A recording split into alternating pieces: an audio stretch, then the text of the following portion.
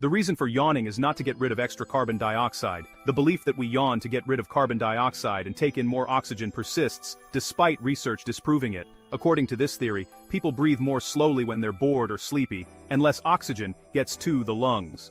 As carbon dioxide builds up in the blood, the brain reflexively prompts a deep, oxygen-rich breath.